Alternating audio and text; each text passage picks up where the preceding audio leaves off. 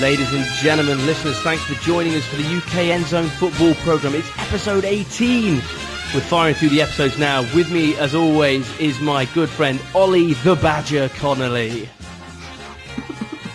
Good, I made you laugh. My name's Tom Moore. I'm your host here with Ollie, and we've got so much to chat about. Today on the show, we're going to have an interview with a special guest that we've got today. It's Mike Carlson, of course. You'll know if you're a UK viewer of the NFL, Channel 4, Channel 5. If you go on the NFL UK website, the Friday morning tight end column, Mike's on the show with us, so we'll be getting to that later. He's going to talk a little bit of football and also NFC North, and then we're going to get stuck into the NFC North after that for this week's divisional preview. Ollie, I'm excited about this interview, mate. I know you are. I know just how excited you are, Tom. For listeners, we didn't have an interview booked, ready to go, and then, Tom stuck his neck out on the line. He reached out to the good man Mike, and he replied, and Tom was just like a little kid, weren't you, Tom?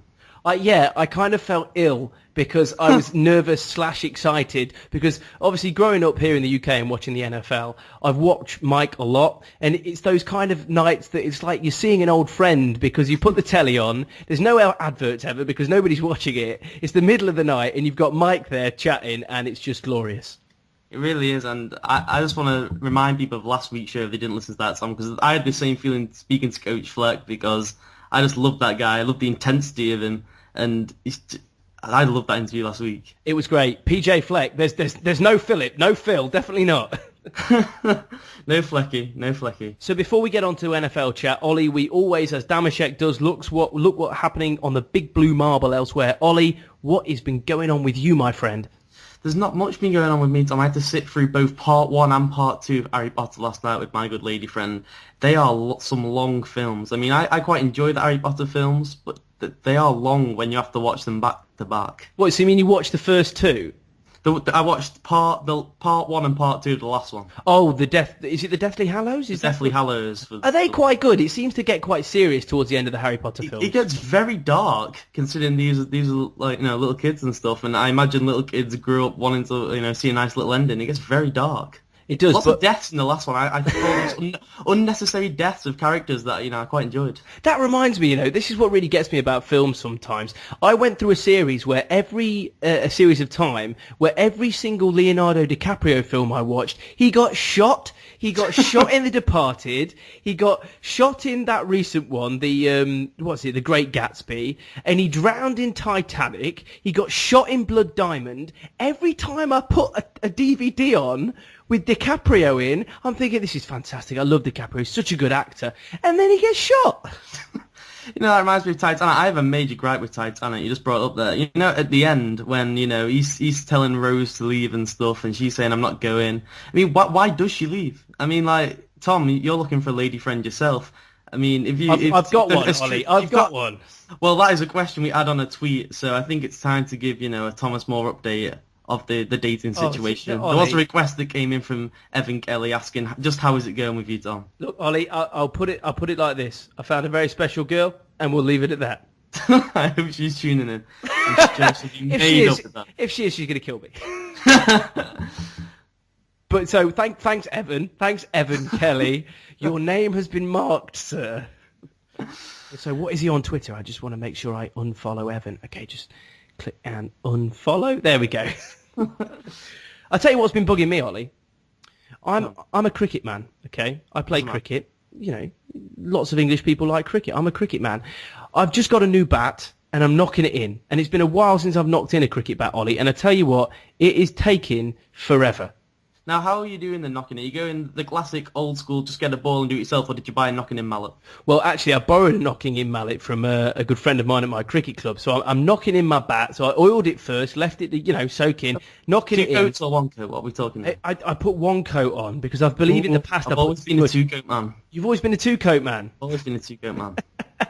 Well, anyway, it's so ridiculous, the monotonous banging of this wooden mallet on the willow of the bat, that when I go to bed at night and I dream, all I can hear in my dreams is bang, bang, bang, bang, bang. Slightly harrowing. It's a bit like is Harry that Potter. to do with cricket? Is that to do with cricket, Tom? The banging in Ollie, your sleep? you are a rude individual. I mean, if your lady friend's listening, she's hearing the banging in the sleep, then, you know. There's a line slowly that you're crossing. Anything going on the Big Blue Marble this week that we haven't covered, Ollie? I don't know about you, but I'm pretty much set.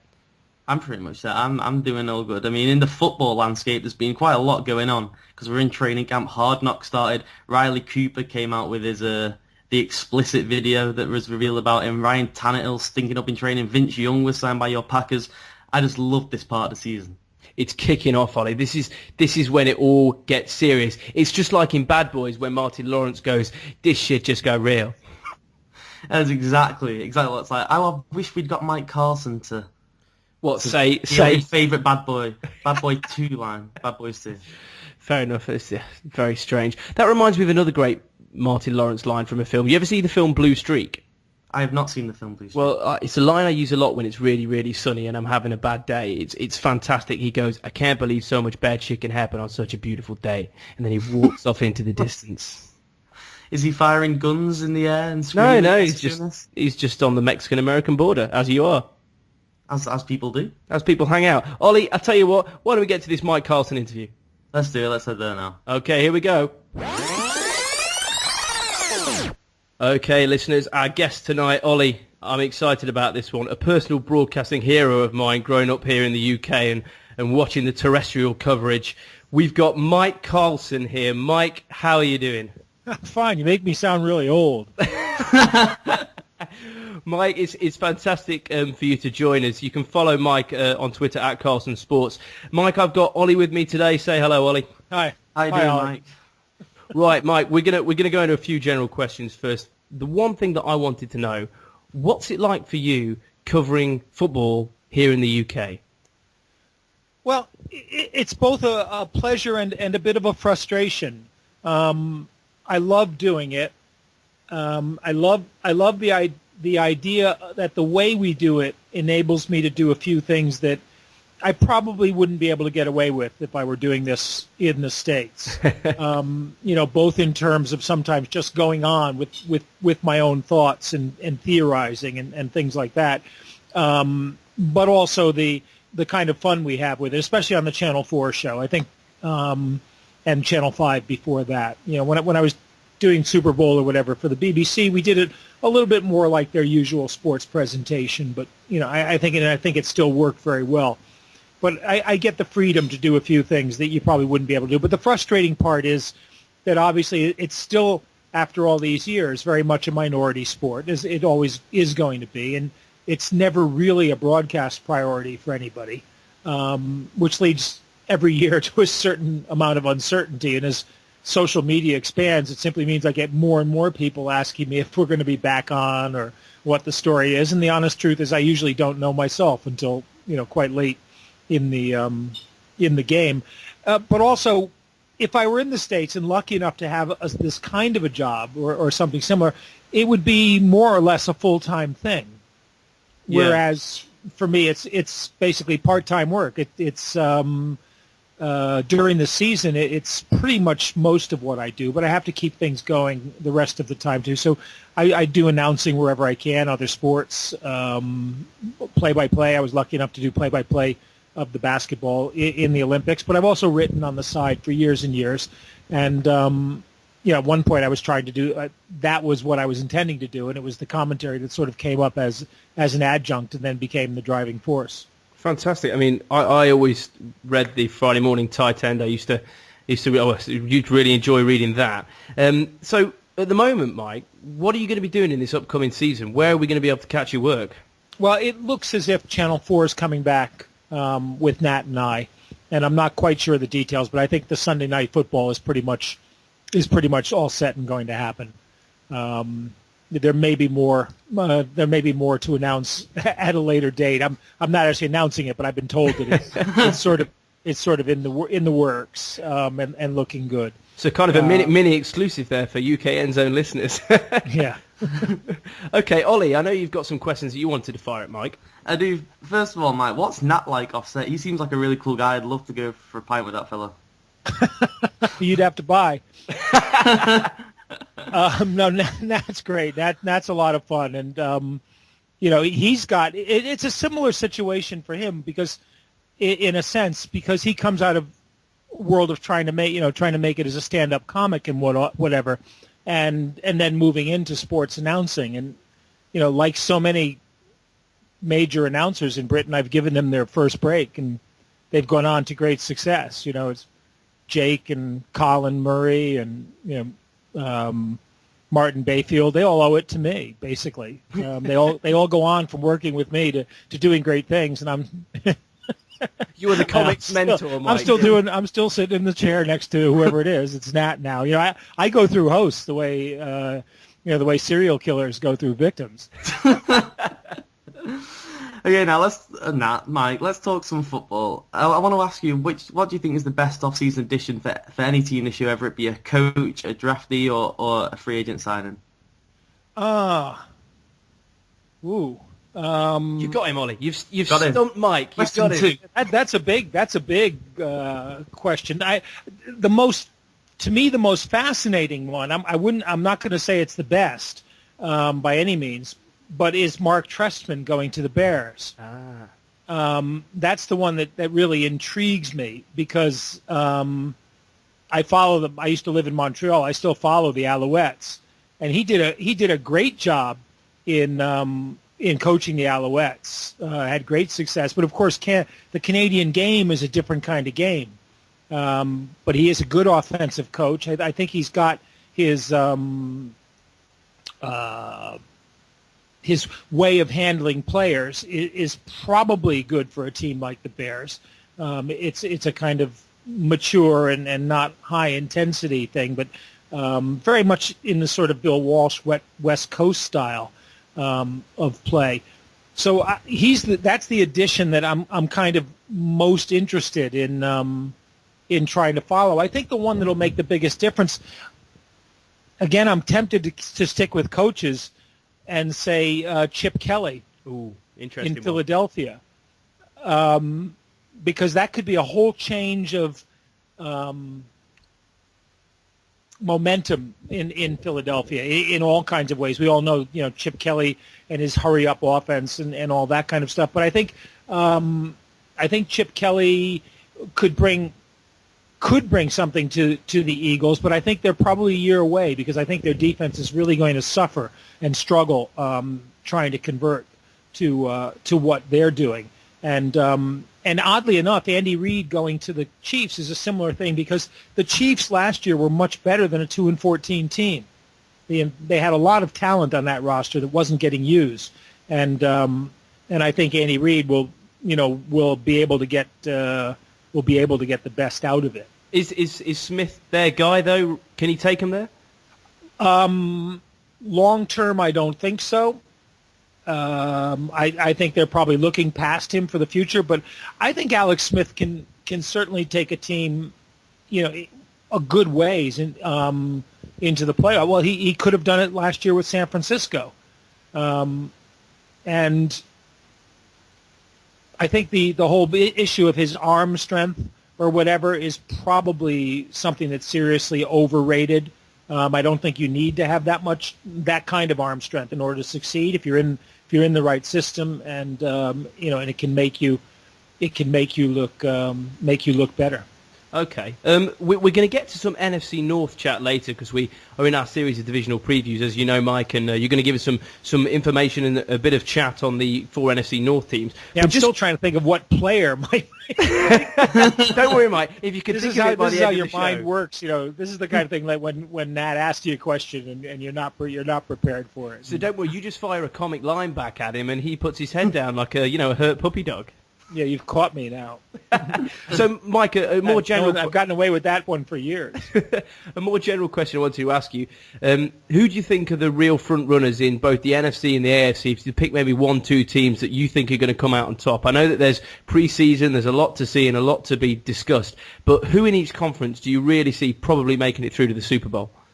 Well, I mean, the NFC, everybody sees the same thing, I think, and that's San Francisco and Seattle. Both coming off strong finishes last year, both with really solid rosters. Neither team lost very much. The 49ers lost hardly anything, and they took good steps, I think, to replace what they lost. And the challenging there, I mean, I'm tempted to think New Orleans may well get back into the hunt. Wow. And that would be my sort of dark horse, my dark horse pick in the NFC.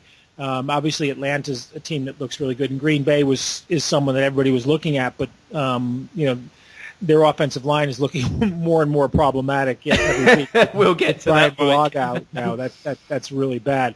And in the AFC, I guess the popular choice is probably Denver, who've gotten better.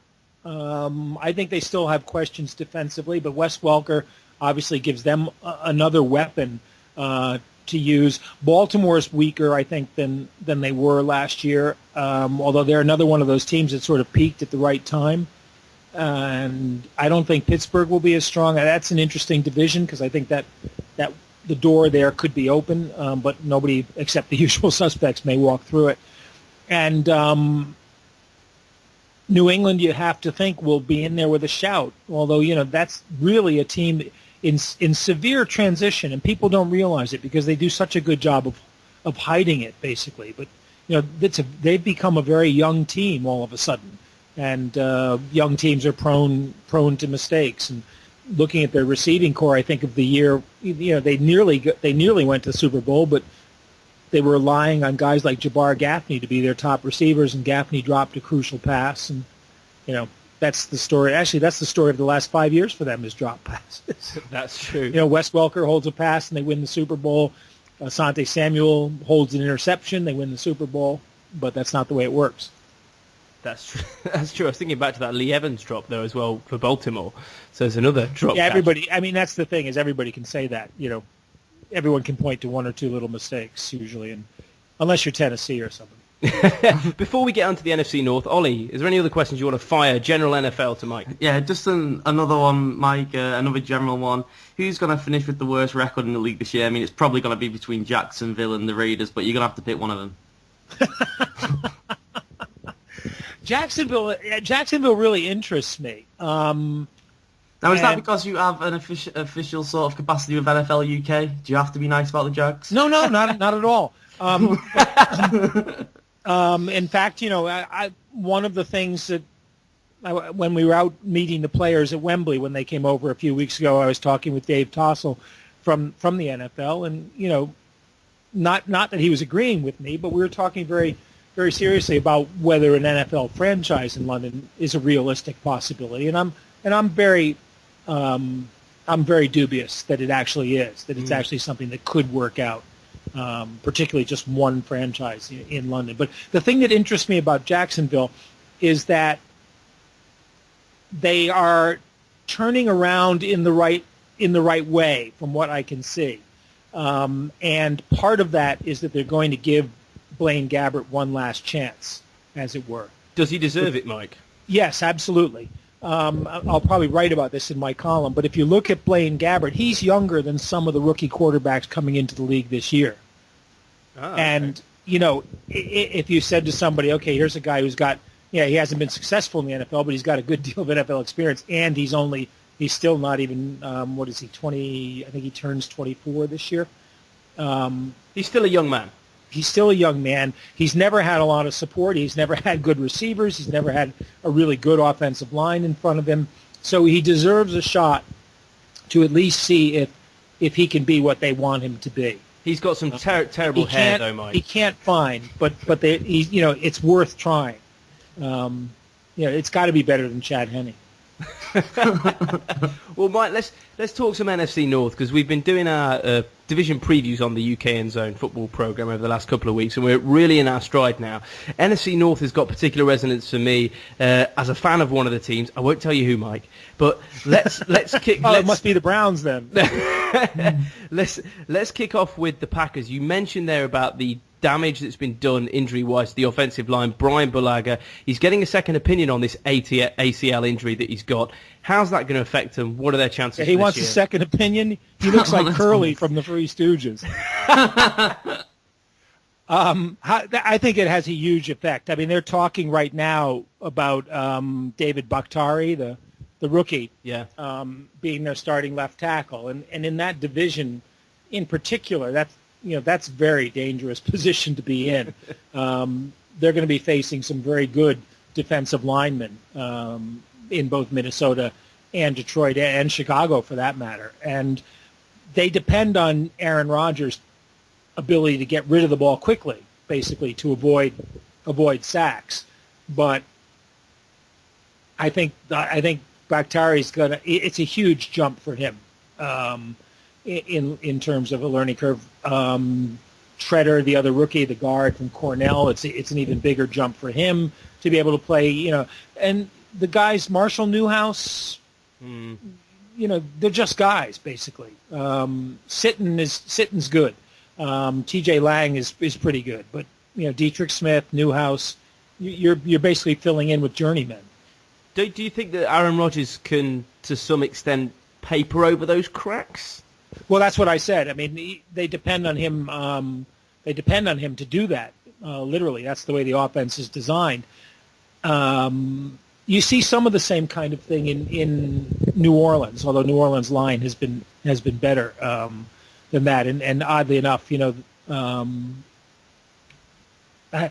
I was going to say Derek Sherrod would fit in like he's kind of like the Jermon Bushman type player, but he's never shown that he can actually stay healthy in a season. So they went out and got running backs in the draft, which I think signaled that they wanted to change the offense. But with Bulaga out, that's going to be harder to do too. And if Rodgers gets hurt, I'm not convinced either Graham Harrell or B.J. Coleman would come in and be able to do anything like what they need done. How about Vince Young? That's true. They just signed Vince Young, didn't they? Isn't that a weird one? I mean, you're talking a complicated offense with where you and what makes these teams so good, and the quarterbacks, Brady, Breeze, Rodgers, Peyton Manning, what they share is the ability to read the defense before the snap and sometimes change what's going on in order to take advantage of what they see. I mean, the Patriots absolutely depend on that from Brady. That's why they get away with having mediocre receiving core year in and year out, and that's why they were so good when they actually had Randy Moss. But Rodgers comes out, looks at the defense, and immediately knows where the ball's going to go if everything works out right. And they depend on the receivers to recognize some of that as well.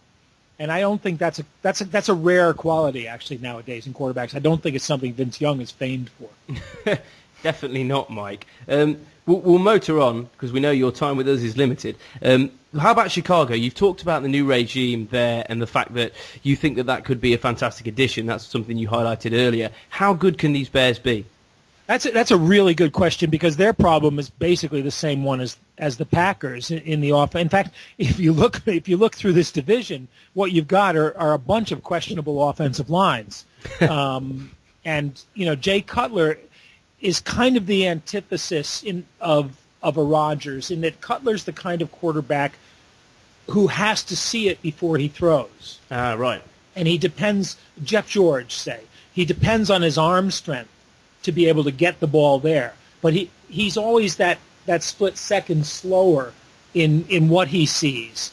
And that means that the offensive line has to protect him for longer, and it makes the offensive line look worse. Although, in fairness, the Chicago line, would have looked bad if Aaron Rodgers was the quarterback. They've taken steps to upgrade the line. I found the drafting of Kyle Long a bit perplexing because he's not he's not by any means a plug-in player. I don't think he's necessarily ready to play at that level. But they picked up a few guys that they might be able to, get by with. The guy from Jacksonville, Britton, which is a great name for a guy who was playing in Jacksonville. Yeah. Jonathan Scott, who used to be with the Steelers at one point, I think Buffalo, and he's been everywhere. But that's the problem, is they've been everywhere. And Matt Slauson from the Jets, who ought to be okay. And if they can keep Cutler relatively erect, so to speak, they should be okay. I just think back to when they played at Wembley a couple of years ago, and they beat Tampa, right? If I remember right. But they looked really good. And then Cutler got hurt, and then Forte got hurt, or vice versa. But they went down in consecutive weeks. And I think if that didn't happen, they were probably cruising into the playoffs. And they've also got to rebuild a bit defensively. I think they'll miss Urlacher. I don't think DJ Williams, will take his place anything near as effectively. But they've got a pretty good secondary, and if Forte can play at his best, he's a great fit for the kind of offense that Trestman would want to run. You think of Roger Craig, say, or Marshall Faulk. That's the kind of guy he is. Okay, we'll get to your prediction for this division at the end. We'll ask you at the end when we've gone through all the teams. Ollie, do you want to share us some thoughts on Minnesota, and then fire a question at Mike on those Vikings? Yeah, if I can just ask you quickly, Mike, about the Bears. Do you love or hate the rumours that they might run the Reed option with Jay Cutler in a contract year? Everybody throws Reed option out there now.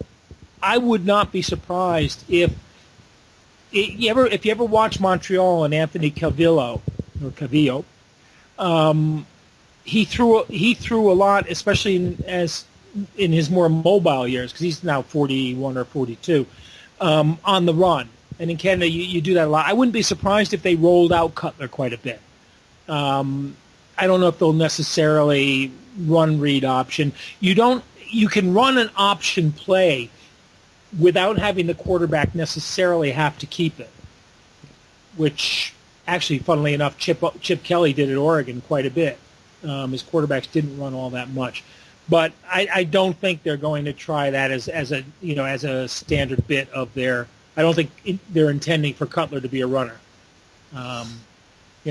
As attractive as the idea of Reed option is, and I can remember having this discussion maybe 8 or 10 years ago, covering NFL Europe with Baldy and Dale Hellstrom, and why Reed option couldn't work in the NFL because defensive ends are too quick and too smart, and defensive coordinators are too smart, and but the reality is that almost anything can work if you execute it well enough. So the Minnesota Vikings then, Mike, they went 10-6 last year. They grabbed 3 first-round draft picks. Probably only one of them is a genuine first-round pick.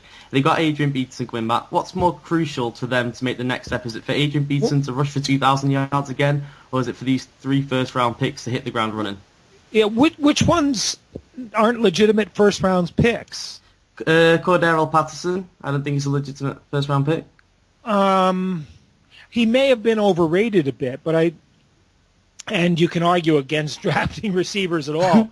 But he went at the end of the first round, and I think that was probably a pretty good value at that point. I know you can see why they want Rhodes, because he can play man coverage, really well, and I think Sharif Floyd is going to be a force, and he's going to be the next Kevin Williams, basically. I think Floyd's the one who's a genuine stud to me, Mike. Yeah, they may be able to play. They may be able to get another year or 2 out of Kevin Williams by having him play on the nose, while Sharif Floyd plays his spot. Say next year or whatever. But I think you're right. You don't necessarily want to have Adrian Peterson gain 150 yards for you to win.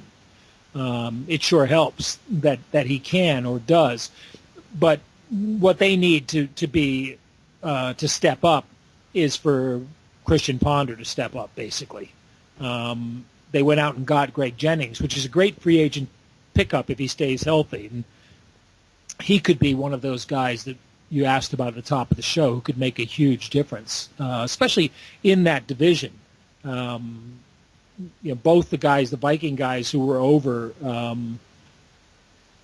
at Wembley said the same thing.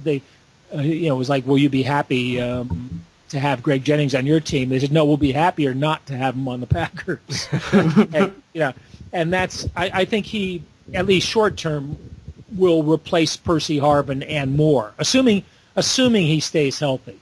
But he's basically a much more all-around refined receiver than Percy Harvey is.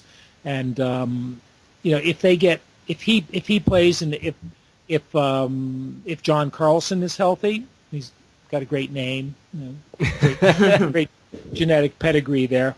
I think he could be he and Rudolph together could give them the kind of two tight end stuff that could cause problems for people. And their line is not great, but it's pretty. I think Khalil is going to be one of the best tackles in the league, basically. And so they've got around him a bunch of guys who are pretty good. Loadholt is on Pass Pro is still somewhat questionable, but he's such a load run blocking with Peterson there. Where you're going to the right side, you've got him in front. He's essential to them. So I think they probably have the best line in the division. Okay, Mike. Let's round it off with the guys from Motor City, or should we say Bankrupt City? I'm not quite sure. That's a sad story. Basically. It is a sad story. I don't understand, first of all, how a city goes bankrupt. Well, they're literally in the States. They're incorporated, and it gives them the ability to issue bonds and do things like that. And what's basically happened is that they can't keep their budgets up. Their bond ratings have gone down. And the thing with Detroit, as a city,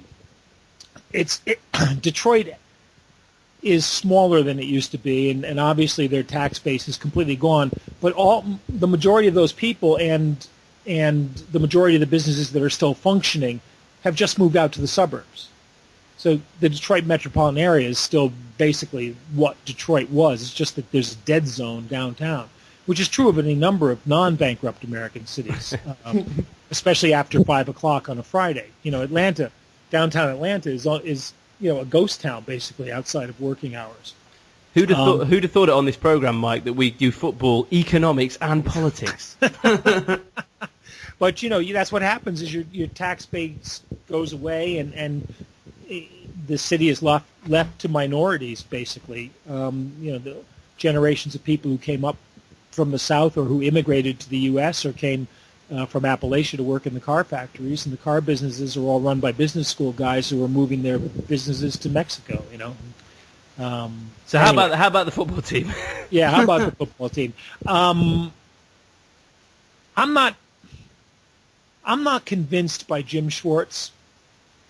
Is probably my bottom line on this, and I'm not convinced they know exactly what it is that they want to do. They need an offensive line, which has been shaky. What they've done, it looks to me, is gone out to get big receivers, and there's quite a battle going on there behind Megatron and Nate Burleson, for the rest of the receiving jobs. And they brought in and Broyles, I guess, if he can recover from his ACL. But they brought in a bunch of big guys. Chaz Schillens, who was with the Raiders and was with the Jets last year, and Chris Durham, who was with, I think, Carolina. But as if Corey Fuller, they drafted out of Texas Tech, who's really fast and pretty big as well. It's as if they said, okay, what we're going to do is give you 2 tight ends and 3 Calvin Johnson-sized guys, and let you see if you can defend them. And those probably stick Devin Thomas or not Devin Thomas, Mike Thomas or Broyles or Terrence Austin they've got as well. They'll stick one of those guys in the slot now and again to make life difficult. But I think what they're trying to do is get Stafford big targets that he can't overthrow or throw the ball through them. And then they've got Reggie Bush. And I really can't see building your offense around Reggie Bush unless you're going to be a lot more creative than they have been offensively. And Scott Linehan, I just don't, again, I don't see that. So Bush is not going to be a between the tackles every down back. And I know, they've got LeSure to do that, and Joique Bell is there, and I liked Theo Riddick at Notre Dame when I was doing Notre Dame games, and I think he can do a lot of the things Reggie Bush can do. But I just wonder what that offense is going to come out looking like, and then I wonder too if their defense will live up to its flashy reputation. And they've got a lot of guys who can dominate, but they do not dominate regularly.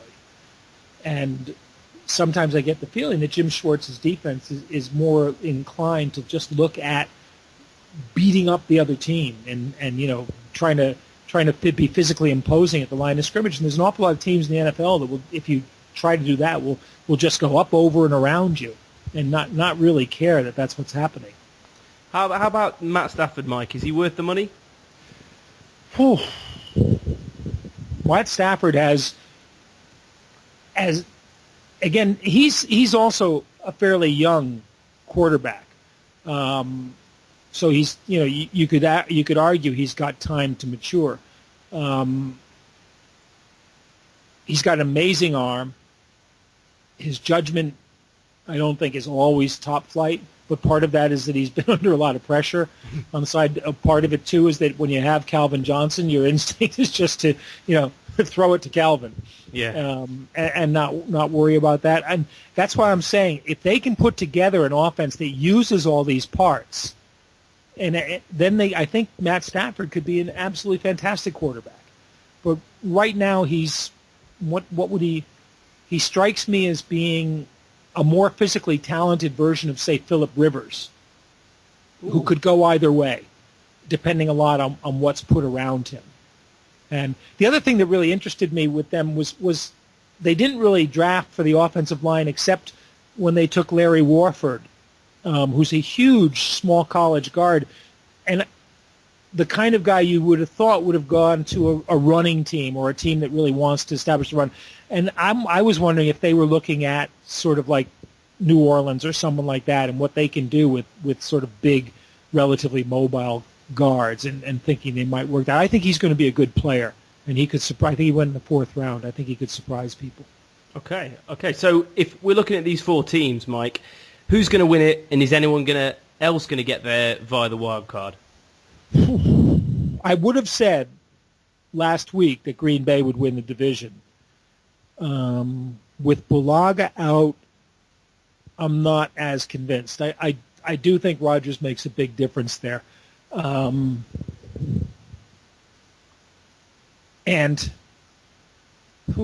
it's a tough it's a really question. tough one. If you stuck Matt Stafford on Minnesota, I would say Minnesota would walk away with it. Well, that's a good point, yeah. But I just have this lingering unsureness about Christian Ponder and what he can do. It seems like every team is missing something, Mike. Pretty much, except for maybe San Francisco and Seattle. Maybe not even. I think you can even point to flaws in Denver.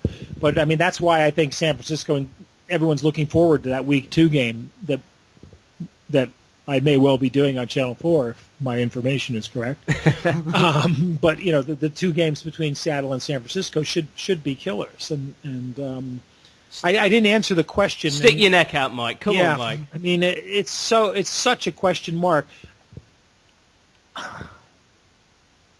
He can't make his mind up. I really can't make my mind up. Matt Castle's I really can't. I haven't thought about it enough, and and then what happens is I will overthink it. But I can see a team going 9-7 and taking this division. Okay, Mike, this is what I'm going to say. I'm a Packers man. I'm making my first trip out to Lambeau this year to go and see the Packers. I'll be there in the November game against Minnesota. Now, I'm going to ask you again.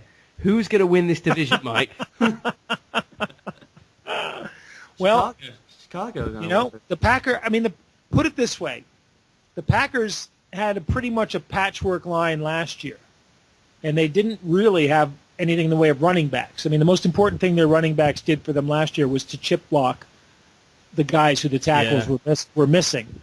So they might not be any worse this year than they were last year, even without Bulaga, but I still remain to be convinced. I can't go out on a line right now. I'm going to have to worry it. We'll have to worry for another couple of weeks. We'll let you off, Mike. Ollie, before we let Mike go, is there anything else you want to ask the mastermind himself? Mike, you brought up all the hurtful memories of a New England Patriots fan. You had to list them all in order, and it was like, stabbing me in the heart time and time again, reminding me of all those drop catches. Who would you take if you had to put your money on one? Are you taking Wes Welker or Danny Amendola? The funny thing, I think I may go Vikings in the Central. But the funny thing is, I don't think Welker will put up the numbers in Denver that he did in New England, because I think the offense will be more geared to go to the outside receivers. He'll probably do better than Brandon Stokely did. And if you look at Brandon Stokely's numbers and you think, well, if this is what Brandon Stokely did, then Wes Welker ought to be able to double that easy. Amendola,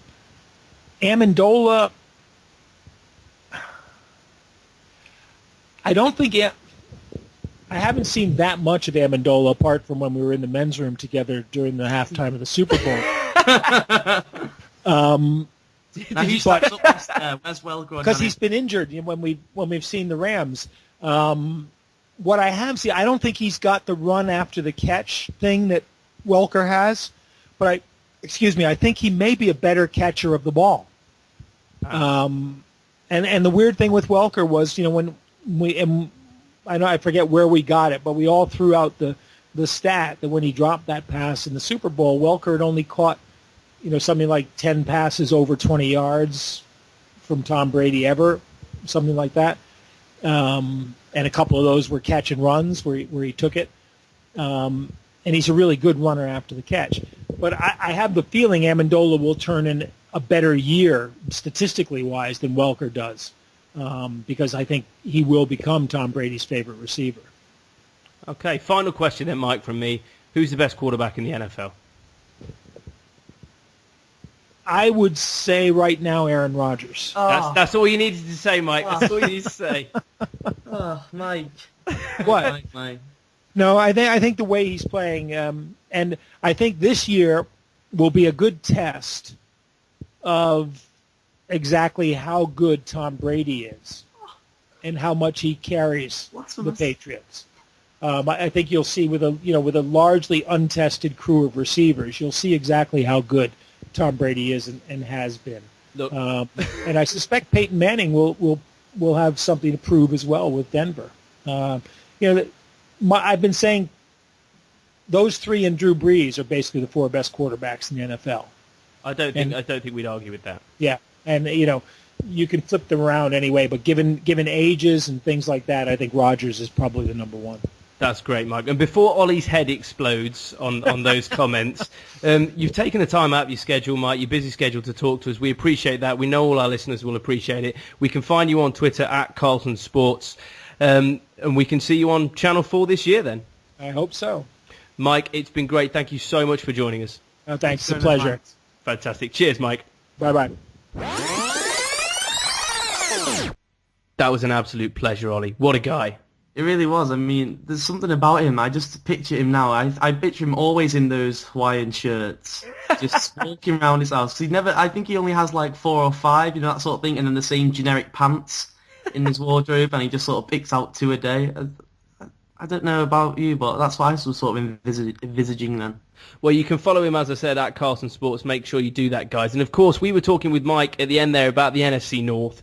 So we're going to kick into a bit of chat now between Ollie and I. And then, obviously, after that, we're going to get to the Overtime Island guys who will finish up the show this week.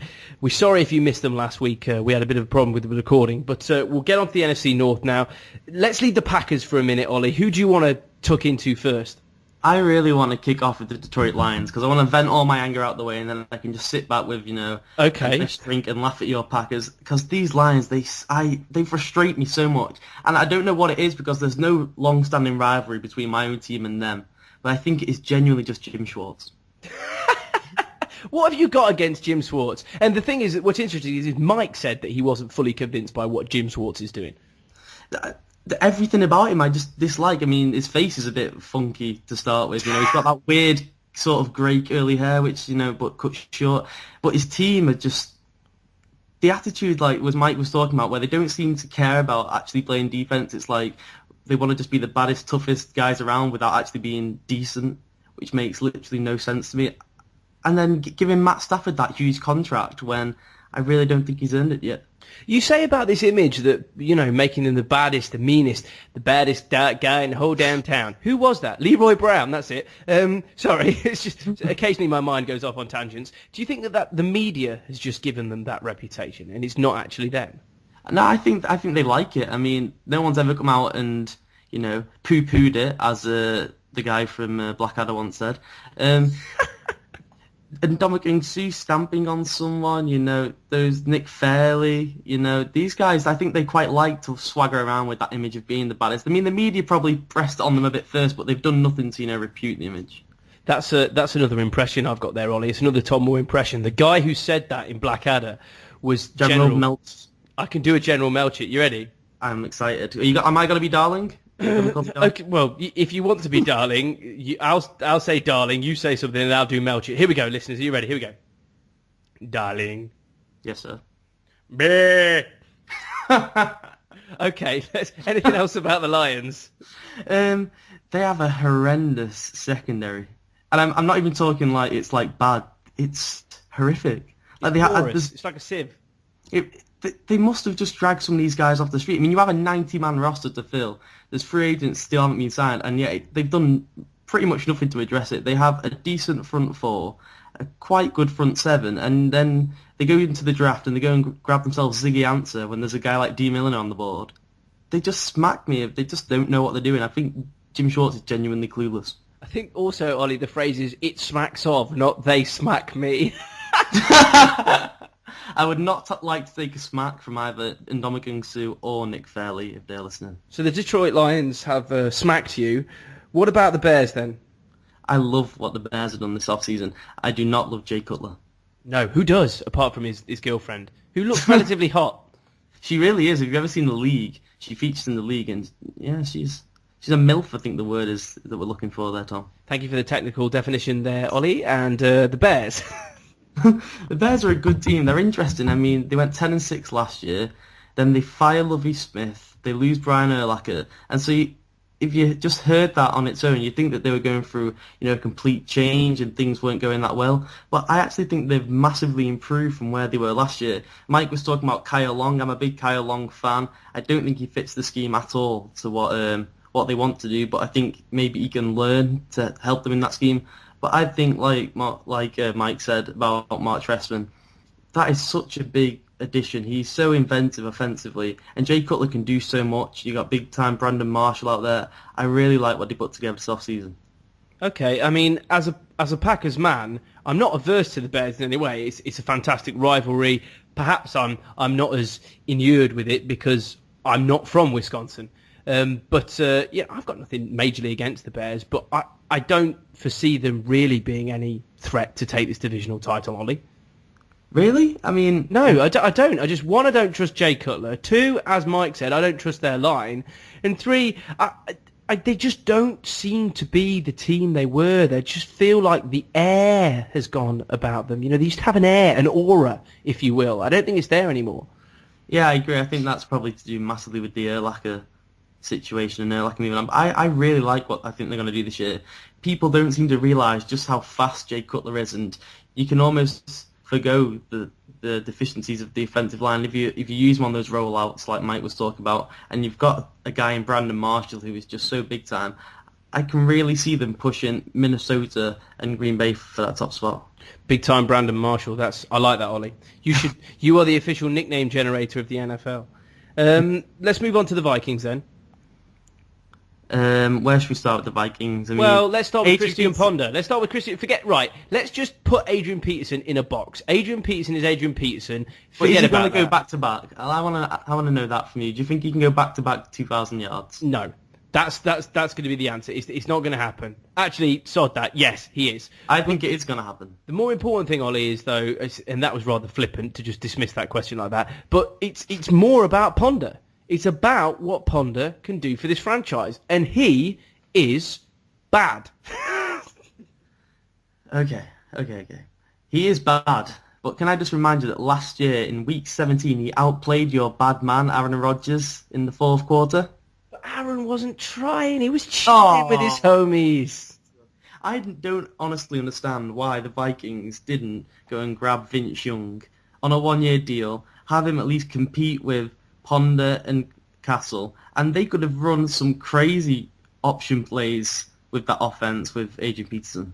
How about Greg Jennings then? Does addition by subtraction, the fact that he's come from the Packers, is that really impactful? Is he going to make a difference? I mean, what's the deal? I really don't think that he wants to play football that much anymore. No.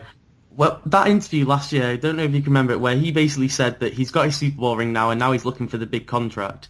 He basically said, I'm going to go to whoever offers me the most money, and he hopes that's Green Bay, but he doesn't envisage it will be. And it wasn't. And so he's basically declared there to all the teams that, look, I've got my chip now, so I want some nice money and a cushy life. So I honestly don't see why they gave him so much money, and I can't imagine him being too much of a factor. This is the whole point, you see. Ponder's actually got to be able to get the ball to him, and I just can't see him being able to do that.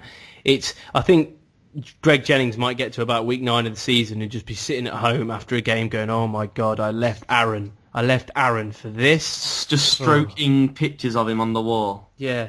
Thanks for the memories you've given me, the touchdowns along the way. I'm not even sure what song I was singing there. It was beautiful there. I feel serenaded. Oh, thanks very much, Ollie. Maybe you and I go for a drink, or maybe you and I... No, wait! All right, let's mention those 3 draft picks they had, those 3 first-round guys. Which one do you think of them is going to make the biggest impact? Do you think it'll be Shreve Floyd, or do you think Cordero Patterson's going to... Do you think he is big time? Well, obviously in the chat with Mike, you and Mike both agree that Floyd is the stud, as you said. I can see that, to be quite honest. I am always quick to reserve my judgment on wide receivers for a while. Especially taken in the first round. Exactly. I think I think you can take wide receivers in the first round, and I think some of the nonsense that you get out of people saying, you know, you can find wide receivers anywhere, or nowadays running backs a dime a dozen, etc., etc. People still have talent sets that deserve going in the first round in those skill positions. You know, that's still a fact. This is still football, everybody. But I will reserve my judgment until I've seen him play. I mean, let's look back to Julio Jones. Massive trade went there, and he turned out to be everything that people expected. AJ Green, you know, people go in the first round at the wide receiver position. I think I'm fine taking one in the top 15 and take one in the top 10 who's clearly, like, big time. And if you miss out on him, I mean, it's a big miss, but we were almost guaranteed the guys like the Des Bryants, the Calvin Johnsons, your AJ Green, Julio Joneses. We knew what they were all about when they were coming in. Cordero Patterson's only played a year at college, so he's still an unknown quantity. I'd be very unsure about taking an unknown quantity at receiver in the first round. Well, that's a fair point, Ollie. I can't really argue with you on that one, mate. Thank you, sir. Should we move on to your Packers? We've sort of glossed past everyone so we can get to these Green Bay Packers. Okay, do you want my honest opinion? Yeah, go for it. Right, and this is biased, but it's Let's just remind people, Tom. Let's just remind people that you pinned your thing to the mast. What's that saying? I'm not the best on sayings. You nailed your colours to the mast. To the mast. There you go. And you said they were going to the Super Bowl, and this was your year. I've not changed that opinion, Ollie. I've not changed that. I've written an article for UKEndzone.com recently just about addressing the Balaga injury, which is something obviously Mike talked about. And Mike is, I can't believe how sceptical he was about the Packers, because in my opinion, they've faced injuries over the last several years. In 2010, when they won the Super Bowl, they were decimated by injuries, 15 guys on IR. In the last couple of years, they haven't had a running game. They haven't had a good offensive line anyway. The defense has been shoddy. And to look at the team at the moment, the defense is getting better. We've got a good secondary now. I say defense or defense, whatever you want to say. You know, the secondary's looking good. If Nick Perry can contribute and Dayton Jones, who's got a much better pass rush to help out Clay Matthews this year. The line is not good, but you know, it will hold up for a certain amount of time. We've got excellent receivers. We've got a pounder of a running back now with Eddie Lacy, a change of pace back with James Franklin. Apparently Starks and DeJuan Harris are also looking good in camp. And then at the end of the day, I just think Aaron Rodgers is that good. And he's been performing that well with all the problems that the Packers have had. He's set the all-time leading passer rating in NFL history. I do not see this as upsetting the apple cart that badly. This is the Packers division. This is the Packers conference. This is the Packers season. I admire the optimism. I know better than anyone what having the best quarterback in the league means. I mean, until this bad man came along that is Aaron Rodgers, Tom Brady was the first ever unanimous MVP in the NFL. It's undeniable. It's the only ever man who got all the votes to be the MVP. So I know what it's like to have the best at that position. But you do need more than that, Tom. It gets you so far. It will get you to the championship game. It won't get you past those elite 4 other teams, or 3 other teams, should I say, and win you that Lombardi. I'm going to tell you this. The AFC does not scare me at all this year. None of the teams in there scare me. The NFC, everyone's talking Seattle. Everyone's talking San Francisco. Wilson's going to regress. They've lost their acquisition of Percy Harvin. The 49ers, someone's going to hurt Kaepernick, and also they've lost Crabtree. And these are little things maybe you think, but I tell you what, the 49ers and the Seahawks has been all chat all off-season, and it never... Now, let's just put the Packers aside for a minute. Forget the Packers. Maybe it's going to be someone else, whatever. But, the teams that are talked up, it never works out. So I just think something bad's going to happen to the 49ers and the Seahawks. I'm so annoyed that the New Orleans Saints went and got Rob Ryan as their defensive coordinator, because they were going to be my pick. I was going to go for them. I think they're in the exact same boat as you, but I think they are a little bit better on defense until they went and got the worst defensive coordinator that's ever coached in the NFL, the guy who lives off his brother's name, who isn't even that great a coach. I mean, he's an excellent defensive coordinator, but isn't that great a coach. And how this guy gets away with having a job in the NFL is actually beyond me. So if they didn't have him, I would be picking the Saints all day. I was so desperate to pick your Packers to go to the Super Bowl from the NFC. I want to pick a team other than those top 2. But I can't see how in one game they could possibly get past that Seahawks defense without an O-line. I don't care. Aaron Rodgers. Tom Brady took us to multiple Super Bowls. When he came up against the lightning strike, 4 pass rushes, the Giants twice. How did that work out? Well, it worked out exactly the same as it did for Aaron Rodgers, as it happens. Exactly. Not well. Once you get one of those crazy good front sevens, when you know you can't throw it into the secondary without double guessing yourself, even for the great ones, it doesn't work out very often. So let's put some win totals on this then. I'll go mine first. I will go Bears 7, Lions 5, Vikings 8, Packers 11. I've got a very similar thing. I'm going to go Packers 11, Vikings 9, Bears 9, Detroit 5. Well, I think we're in pretty much agreement there, aren't we, Ollie? I've just given you the division because you have that man. That man, he's so good. He's gorgeous. You know, on my desk at work, I've got an Aaron Rodgers bobblehead. You've told me many times. You know, in my office at home, I have multiple Tintin memorabilia. Bubbly, bubbly, bubbly, bubbly, bubbly, bubbly, bubbly. Anyway, there you go. So that's our NFC North wrap-up. Next week, we're going to have another division preview for you guys, so make sure you tune in then. We've got some more guests coming your way. We can't reveal who they are, can we, Ollie? But they are some big names coming down. Now, if anything's big time, it's the guests we got coming up in the next few weeks. Oh yes, teaser. We are looking forward to the guests we've got coming up. So make sure you stay tuned. Make sure you follow us both. You can follow me at Thomas Moore 27, and I think some people have been struggling with the spelling of that. It's Thomas Moore 27. Where can we find you, Ollie? At Ollie UKEZ, and that is Ollie with a double L-I-E, not a Y. See, we are not great at making with the Twitter handles. Spelling, the Twitter handles aren't the best in the world. Twitter handles are bad, and of course you can find the website www.uknzone.com. Plenty of content to read on there. Lots of good pieces by our writers, and so let's say hello to all our writers. Hello. People have to go and read my coach's pieces because they are pretty impressive, Tom. They are. I tell you what, guys, they are some really good pieces. Not a guarantee. Only joking. Yeah, make sure you check out those pieces. And the website will be getting revamped for the start of the new season. So you're going to see a new format of the website. So we should be expecting that before the new season, Ollie. Pre-season week 2, which is next week, I believe. Oh, my days, Ollie. Now I'm really excited. You should be. Everyone should be. Exactly. Make sure you tweet the show, guys. Make sure you hit us up on Twitter. You can also just tweet UK at UKNZone. That's fine as well. Cool. Whatever you want to do. If you get us on iTunes, then please rate the podcast. Make a comment. Whatever you want to do. Tell your friends about it. Share it on Twitter. Share it on Facebook. If you want, give me some abuse on Facebook. I don't mind. It's all about publicity. Any publicity is good publicity. We need the ratings and the comments. They help us so much. You won't even understand how easy it is for you to just put a full stop in the ratings comment section. It helps us so much. Whoever puts the nicest comment down on iTunes, I will write a song for them and sing it live on the show. I look forward to it. Am I eligible to enter the competition? Ollie, you can write one and I'll sing it anyway. Wonderful. Okay. Well, ladies and gentlemen, that's us. As always, we're going to hand over to the Overtime Island guys. So in the style of the two Ronnies, it's goodbye from me. And it's goodbye from me. Actually, you're supposed to say it. It's goodbye Good night from him. Yeah. Let's do that again. Let's try that again. And rolling. This is roll B. Take 2 and action. And it's good night from me. And it's good night from him. That was still bad. Night, ladies and gentlemen. Good night, everyone.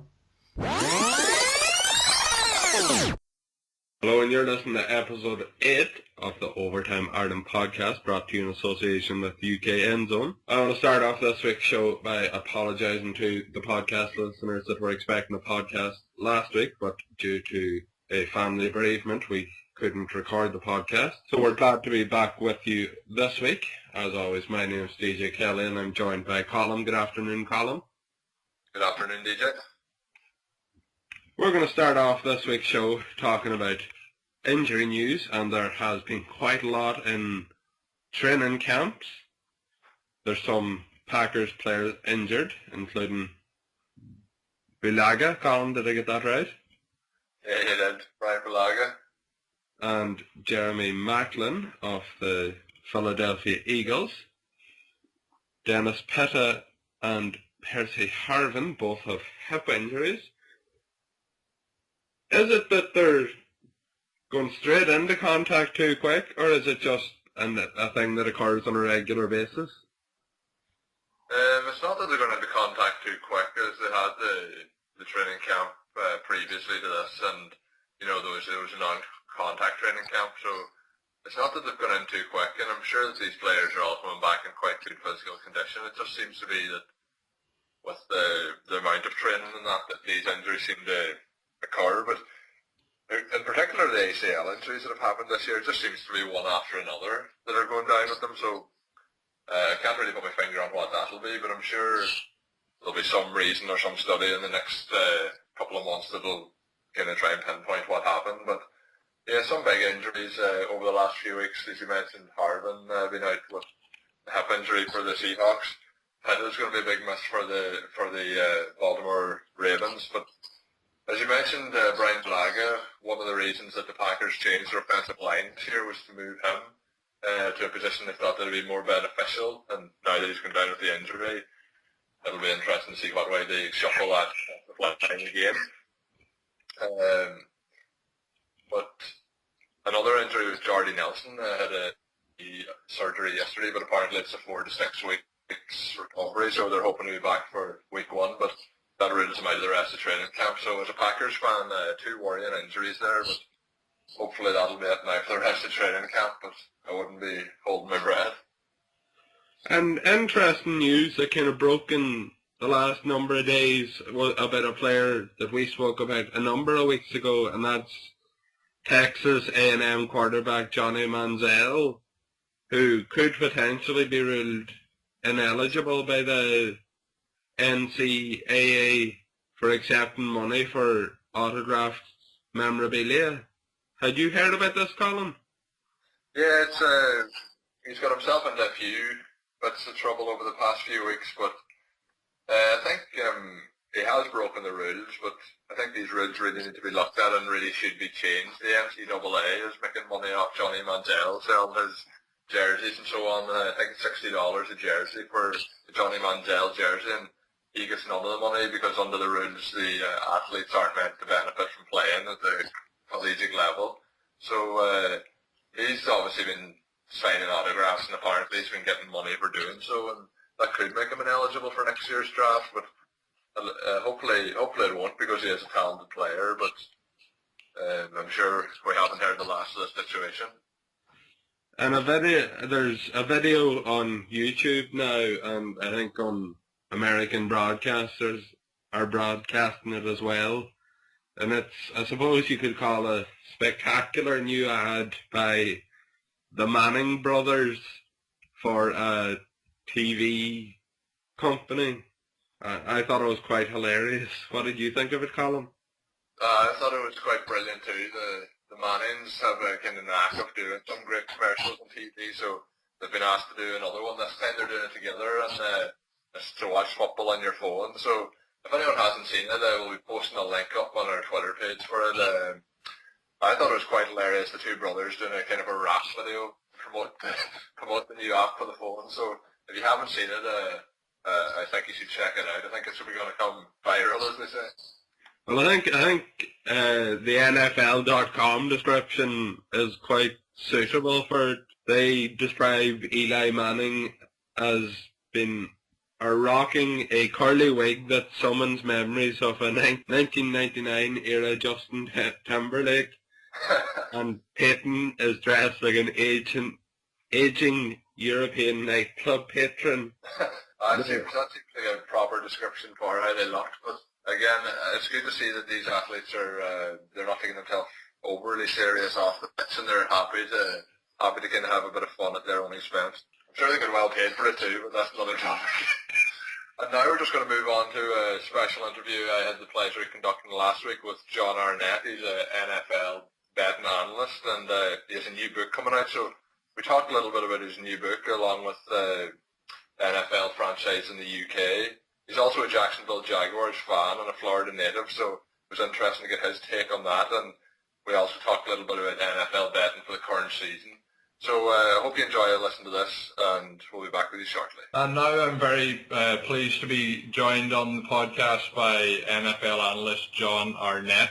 He's the author of his recently released ebook titled John Arnett's 2013 Handicapper's Guide. He's a resident of Jacksonville, Florida, and is a Jacksonville Jaguars fan, but we won't hold that against him. How are you, John? Hey, I'm fine, Colin. How are you? John, could you just give the listeners a little background about yourself?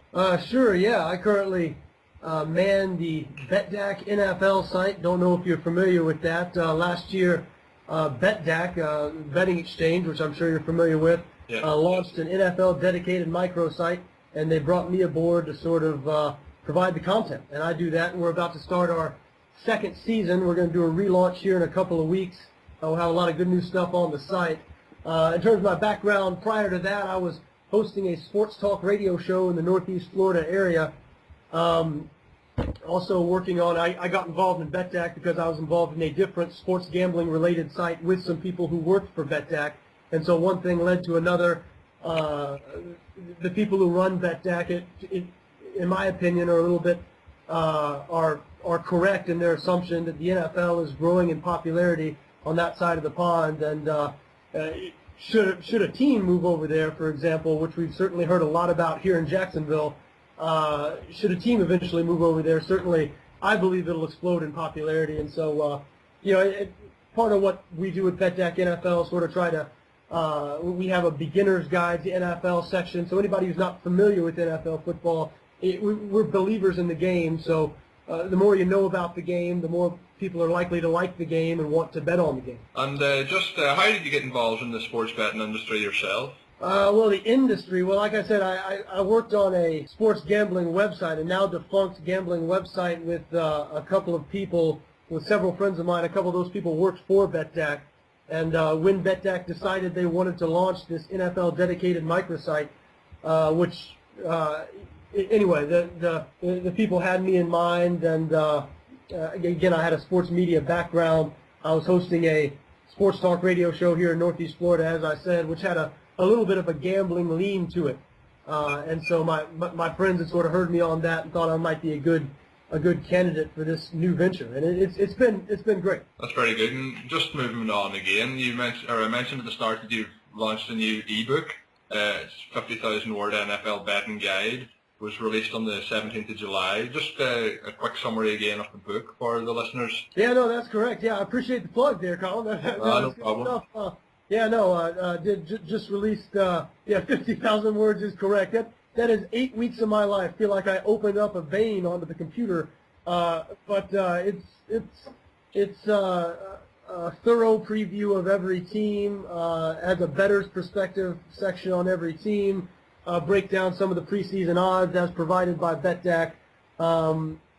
I give some of my opinions. I give my opinions on every team, but a lot of it is just objective analysis. Basically, it gives you what some of the more big-time sports magazines, the Lindy's or Athlon, it gives you that, or I hope it gives you that, plus a sort of bettor's perspective on every team. Hey, only $3.99 U.S. dollars, I believe. Are you guys on euros or pounds over there, Colin? Well, in Ireland here, we're on euros, but we have a lot of listeners too in the UK, which will be on pounds, so it works out even cheaper for us. Yeah, so there you go. Yeah, it's cheap, so real cheap. So any Kindle users out there, please, John Arnett's 2013 NFL Handicapper's Guide. And again, thanks for the plug there, Colin. And we'll be putting up just a link to that there on our Twitter page, and that just so any listeners who are looking to get hold of that book can get easy access to it. I appreciate that, man. Very nice of you. No problem. Some of our listeners mightn't be aware, but in America it's currently illegal in a lot of states to bet on sports or bet in general. Just at the moment, the state of New Jersey have a case going against the U.S. government on the gambling legislation. Could you fill them in a little bit on that there and where you think that'll develop? Well, yeah, there is a case in the courts right now. It's a big deal over here because, currently only in the state of Nevada, is sports betting totally legal. Now, there are a whole bunch of different, me, for example, I place my bets perfectly legally. There are casino boats up and down the east coast of Florida here and southern Georgia. I live in Jacksonville, which is on the northeast coast of Florida. And, they take 5-hour cruises every day. And once a week, say Friday, you take a ride. And now, the difficult part with that is you can only bet legally when you're in international waters. And so you have to take a ride again to collect. That's why you have to take that weekly ride. And, of course, the casino boats don't only offer sports betting. They offer craps and blackjack and roulette and whatnot. So sometimes it's a little bit difficult to maintain your discipline. But it's currently technically illegal on land in Florida. Now, New Jersey is challenging this. New Jersey's Governor Chris Christie, in New Jersey, as you may know, Colin, Atlantic City in New Jersey used to be a gambling mecca many years ago. Atlantic City has now sort of, I don't want to say because there's still several casinos. There's still a nice, but it's not near as nice as it was many years ago. Now, it could be revitalized, obviously, with the legalization of sports betting. So Chris Christie, their governor, is trying to do that. They're challenging something called PASPA, which is the Professional Amateur Sports Protection Act, which, 1992 or something like that, basically illegalized sports betting in every state except for 4 states that were grandfathered in. Nevada was one of those states. The other states were like Delaware, Oregon, and Montana, I believe. But none of the other states, aside from Nevada, offer full sports betting. Delaware has something where you have to bet parlays, for example, of at least 3 teams. meaning I believe you call them multiples or accumulators to be called over here. Right. So anyway, we're all rooting for New Jersey to win. I mean, listen, it's an archaic set of laws. It's estimated about $400 billion is bet illegally in the United States every year. I mean, it's not even hidden. President Obama fills out an NCAA tournament bracket. As you might know, NCAA tournament betting is very popular. Everybody fills out their bracket. Usually, if you're in a pool that's just $5 or $10, you winner take all type thing. I mean, President Obama fills out a bracket on SportsCenter. You know, it's sort of wink and a nod. You know, understands that everybody's gambling on this. So, you know, in a free society, something like this should be allowed. When the laws make ordinary citizens criminals, the laws are the problem, and that's the case here. Yeah, as you mentioned there, like in the US, you can still do the lotto and so on, which is just another form of gambling. So I think if you're allowed to gamble on the lotto, you should be allowed to gamble this way. I think the government too would make quite a lot on tax dollars as well if it was legalized.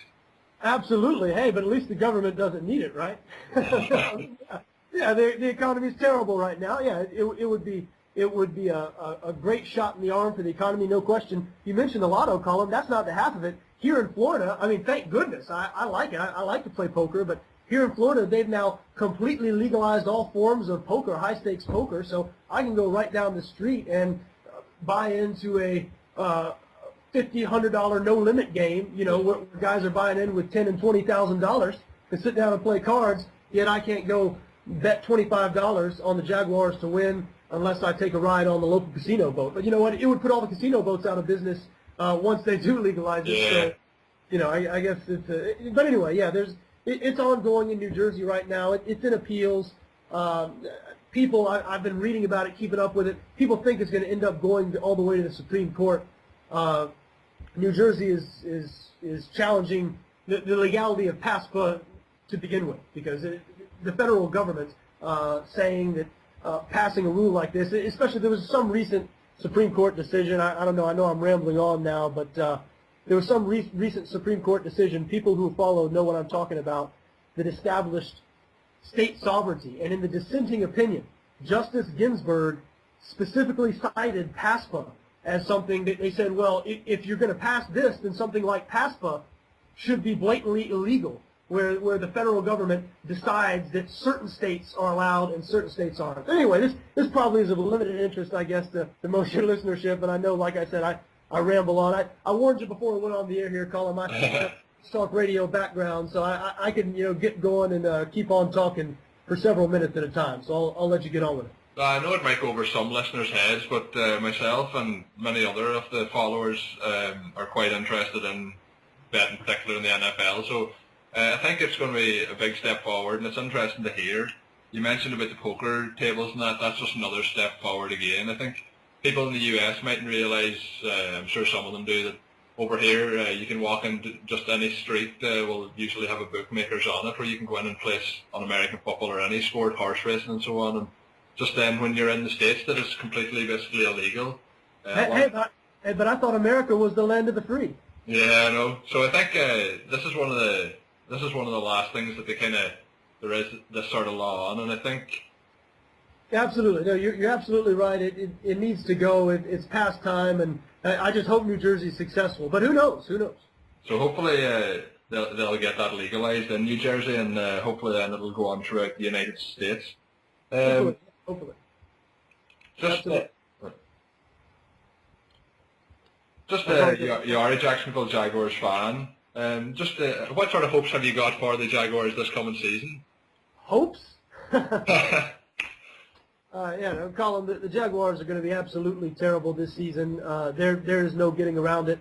They still have probably the worst quarterback situation in the league. They did nothing about that this offseason. They're going to be starting 2 rookies in the secondary. They're in deep, deep trouble. The last over-under win total I saw with them is 5, and I think under 5 is a great bet. The Jags are hopeless. And if you listen to the new regime, Dave Caldwell, new general manager, and owner Shad Khan, they're not even hiding from that. Every single statement they've made can be translated to, this is the first step of a long rebuilding process. They're basically saying, we're going to be awful this year, and they are, believe me. So you think there's no chance that they're going to go over them 5 wins? Do you think that they'll end up with the first overall pick next season?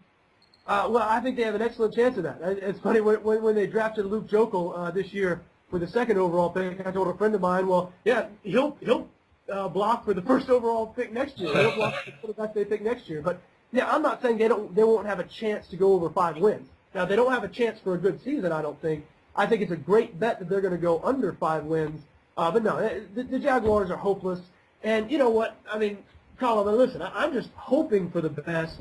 Unlike many of my Jacksonville brethren who are convinced, utterly convinced that now the team is on the right path. Optimism has never been higher. I mean, I tell you, the city of Jacksonville is like the anti-Philadelphia. You know, Philadelphia has a reputation as a nasty sports city who's not good to their teams even when they're doing well. Well, I guarantee you Jacksonville is not that way. The best time of year to be a Jacksonville Jaguars fan is the off-season, because you have a few months to forget about just how bad they are. Pessimism doesn't really return to the town until the team hits the field and sort of reality strikes, and that'll happen once again in September. Well, the only way I would look at it is, well, they had the second overall pick with the joint worst record last season. I think the only way is up, really. Well, no, they've got to be better than 2-14. Yeah, absolutely. I mean, right? Yeah, they can't get any worse than that. What I mean is, a lot of people think the new general manager Dave Caldwell, new coach Gus Bradley. A lot of people think that this, is going to work out, and I guess I'm more hopeful. I'm not as blindly optimistic. Certainly, the Jags, they're going to enter this season as the only team in the entire NFL with a first-time GM, first-time head coach, and an offensive coordinator who's never called plays in the NFL. There is no other team that can make such a claim. So they've got a totally green front office and coaching staff. They have a roster devoid of talent. I mentioned they're going to be starting 2 rookies in the secondary this year. One of those rookies, Jonathan Cyprien, just learned yesterday, is starting training camp on the physically unable to perform list. So it's a rough time between that and the London talk. And I'm sure you're aware of that. The Jaguars sacrificing a home game for the next 4 years, clear competitive disadvantage. It's tough time right now.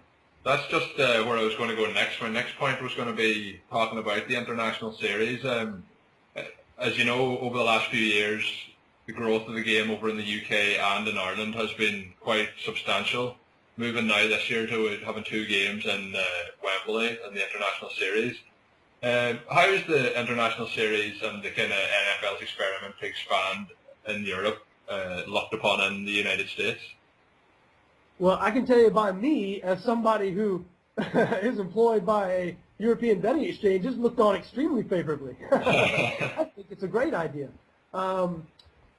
It's mixed. It's mixed. I know a lot of people think, why bother with it? I think people don't really understand. Maybe people on both sides of the pond. I'm not really sure. I've spent some time in Europe, but I'm not sure people understand just how easy it is nowadays to get from the East Coast of the United States to, for example, London. It's really not that. It's not that much more of a flight than it is from Jacksonville to Seattle. And the Jaguars had to go out to Seattle just a couple of years ago. The reaction's mixed. To be frank with you, Colin, but I think it's great, and and it's going to happen. No matter what the reaction is, when you hear people like Roger Goodell saying it's going to happen, and the most powerful owners in the NFL, Robert Kraft, when they say it's going to happen, these people don't say things like this without reason. So I fully believe that it's going to happen within the next 10 to 15 years. Maybe not within the next 4 to 5 years, but I fully believe there will be a franchise in London, England, within the next 10 to 15 years. Do you think, saying that there will be one in the next 10 to 15 years, do you think it'll actually work? I do, because again, Colin, I think people overrate the difficulty. I mean, what is it, a 6-hour flight from the East Coast of the United States to London? Yeah, 6 to 7 hours. Yeah, so it's not, listen, I've traveled from one continent to another, and there is a jet lag situation after a couple of days, no question about it, but it's not like getting off the plane somehow, it's not like you're breathing different oxygen and your body's chemistry is different. I think people are making a little bit bigger a deal out of it than it actually is. And And professional athletes and celebrities, people, the sort of jet-set crowd who fly all over the world all the time, they probably know this better than anybody. Yeah, it'll be very interesting to see how it develops in the next few years. I think the next step will be maybe to get a third or fourth game per season in the UK and maybe possibly even in Ireland. But you've been living in Jacksonville and them coming over this year to face the 49ers at Wembley. How is it viewed there upon losing that home field advantage for that one game? Well, Colin, as I said earlier, the general mood in Jacksonville is extremely positive right now. The people have really embraced Shad Khan, and so there's a general sense of optimism. Now, to me, I sort of have a sense of dread about the whole thing. This might be It was funny. I was talking to my friend about this the other day. This might be a somewhat inappropriate analogy, but I'm going to go ahead and go with it here. We're on the internet here, just having a good time. But I've told my friends I feel like the people in Jacksonville right now you could compare them in a way to the Germans during World War II, in that they are cheering the evil perpetrated on them as it is being perpetrated on them. And certainly evil is probably too strong a word. But Colin, I think with things like Shad Khan scheduling home games in London, England, buying a soccer team in London, England, listen, Shad Khan is a pragmatic, self-made billionaire, no question about it. He has no ties to the Jacksonville area. I just don't believe that if Roger Goodell offered him the opportunity to own a franchise in London, England, I don't believe he would turn that down. And I think that in 10, 15 years, all of these people who are embracing Shad Khan now and loving what he's doing, I fear that they're going to be deeply disappointed, similar to the Germans, right? That's where I think could go to. You mentioned the Premier League franchise. He bought Fulham Football Club, based in London, and I think there's a lot of talk that it's due to the fact that he wants to have the Jacksonville Jaguars in London, but I'm sure he's going to deny it. It'll be very interesting to see where it goes going forward now. Oh yeah, and Colin, let me make something clear.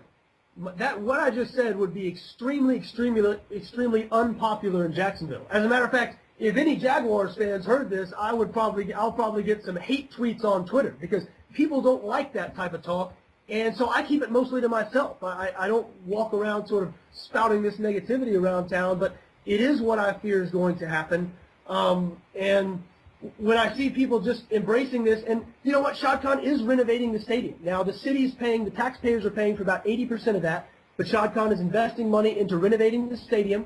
He has renovated the locker room, so he's put a few $1 million in there, no question about it, and I'm excited about the stadium renovations. And listen, but before people go questioning my loyalty or anything like this, I'm a Jacksonville native. My family has owned season tickets since the franchise's inception.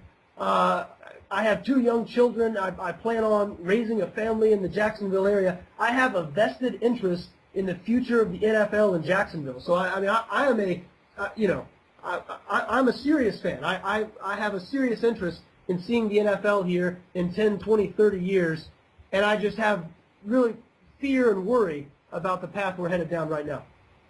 Very interesting words, and it's great to get a perspective from somebody living so close to the action. As we talk about the Jacksonville Jaguars and the possibility of a London franchise. Just, we all know now that you're a sports bettor and you work in the betting industry. Just, you mentioned earlier about the bet about the unders on the Jacksonville Jaguars. Is there any other surprising bets or, little things that have tickled your fancy looking at over the last few weeks? Oh, well, I won't give it all away. No, I want people to buy the book. No. It's no. I mean, Colin, it's just guesses like anybody else. Well, my favorite Super Bowl bet on the board is New Orleans. New Orleans was 22-1 last I saw on BetDAC. Nobody's talking about them. The New Orleans offense, I believe they were last year again second or third in the league in total yards per game, first in pass yards per game.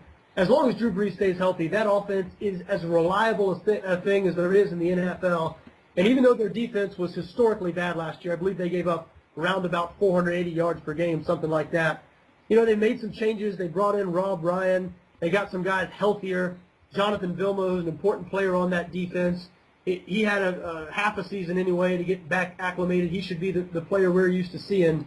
And if they make some strides on that defense, which I believe they will, again, sort of like you were talking about with the Jaguars, the Saints can't be any worse on defense than they were last year because just about no defense has. As a matter of fact, I think New Orleans set the record last year for most yards allowed in NFL history. I was just going to say that. I believe it was actually the record for the NFL. I believe they did. So, yeah, but if that defense makes some strides, I just think 22-1 is a great price. Now, when I look at it overall, I think Seattle should be the favorite based on what they were last year and what they've done in the offseason. Their price, I believe, was 9-1 on BetDAQ last fall. So that's a little short for me for something like a Super Bowl, futures bet. I like longer odds, something like that. So I like New Orleans at 22-1. And looking at long shots, and I know it's a long shot, but I think the Kansas City Chiefs are going to be better this year than people give them credit for. 66-1 was the last number I saw for them on BetDAQ.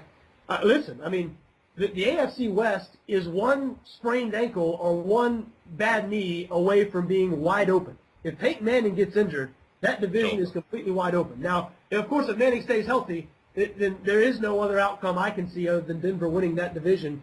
But Kansas City, with so many Pro Bowlers on that roster, really underachieved last year. Andy Reid, I know he sort of wore out his welcome in Philadelphia, but he was a miracle worker for about a decade in Philadelphia. Alex Smith coming in, playing the best football of his career. I think the Chiefs are a team that people are overlooking this year with good reason. They were so bad last year. But if you're looking for sort of sneaky long shot bets, I think you could do worse than the Chiefs. Yeah, well, I think certainly they're going to be the team that makes the biggest steps forward this season. They had the first pick, same record as the Jaguars last year with the 2 wins. I think they'll be at least an 8-win team this season, and I think the last I seen on them was a 6.5. 6.5 was the under-over on their wins for the season. Yeah, I like the over there, yes. And now, Colin, so let me ask you now. Give me a couple of your favorites. I know you've probably given them to the listeners already. I've listened to a couple of these podcasts myself. I really enjoy them, but I haven't heard your preseason favorite bets. Let's hear them. We don't know. We talked there a few weeks ago on it, and, well, obviously I'm a Packers fan, so I hope they have a big season. But then if I'm going naming outsiders, I think the Colts are going to have another big season this season. You've seen what Andy Luck done last year in his first season. They have a tough enough schedule this season, but I think if he can keep going, you look at all the rookies they had last year. I think they had one of the youngest rosters in the league last season.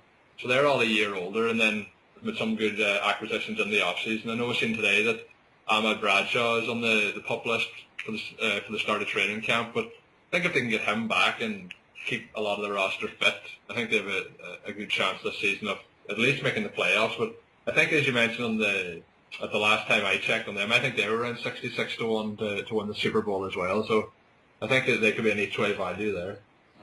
Yeah, Colts could be a good one at 66-1. And yeah, the AFC South, that is wide open. I know Houston's a heavy favorite in that division, but Texans certainly look vulnerable towards the end of the year last year. Well, I was looking at the division betting during the week, and they're second favourites in that division. There's a couple other second favourites that I kind of fancy, so I think they're around 3-1, and the bookies around here, so I think there's definitely value in them to win that division this year. Yeah, you're right. That could be a good value bet. That's a good one. Just for the listeners, there's many ways of betting on different games weekly, and that your guide was a handicapper's guide. Just from a personal perspective, would you go on parlays, as you would call them, or multiples over here, or would you stick to just one team that you fancied for that week? Colin, I think it all depends on the size of your bankroll. If you have enough money to bet properly, then I believe you should never go with parlays. But you and I both know the NFL season's only 17 weeks long. Yeah. Nobody wants to just win $50, so you do this to you bet enough money so it's fun for you. So people like parlays because they have to risk very little and they can win a lot. And I understand that. And if you only have a very little bit to bet and you're just doing it purely recreationally, then parlays are a fine way to go. But if you're doing it seriously and actually trying to profit, and so you're allocating yourself enough money, then there's no question about it. You should only be making straight bets. That's some good advice for our listeners. Really enjoyed this talk with you, John. Just do you want to give out your Twitter handle that you use, just in case anyone wants to get in touch closer to the season as you launch the BetDAC site again? Yeah, no, sure. Twitter can be reached anytime on Twitter at BetDACNFL. That's DAC with a Q, of course, at BetDACNFL. Email John, John, at BetDACNFL.com. So, yeah, get to me anytime. BetDACNFL.com. Again, we'll be relaunching in a couple of weeks. And, Colin, again, I really appreciate you having me on. Really like what you guys are doing here at Overtime Island. You guys do a great job. Thanks very much, John. It's been an absolute pleasure having you on, and maybe we'll get you on again in the coming weeks and months as the season develops. Absolutely. Just as long as you'll return the favor on my BetDAC NFL live show that we're going to have every Monday. Oh, no problem. That'll be a pleasure. Okay. Thanks a lot, John. Yes, sir. And that there was an interview Colin conducted during the week with John Arnett, an American sports betting analyst. And for anyone that didn't get the name of the book during that interview, it is John Arnett's 2013 NFL Handicapper's Guide, and is available on all good websites. It's available on Amazon, and we'll be posting a link also to that there on our Twitter page, so anyone that is interested in NFL betting, that is well worth a read. Also, we done a prize draw for a NFL draft cap 2 weeks ago, and due to the no-show last week, we didn't get to announce the prize winner, but we've contacted them already. Easy to give the details there of who won the prize. The prize winner was Damien Brennan from Ireland, and he's a San Diego Chargers fan, so he decided to get a San Diego Chargers hat, so congratulations to Damien yet again. And just moving on now to wrap up, we filled up all our positions in the Fantasy League as we talked about over the last few weeks. So the draft from that will be on the 24th of August, so we're looking forward to that. Looking forward to winning our own championship. So until next week, hopefully have a good one.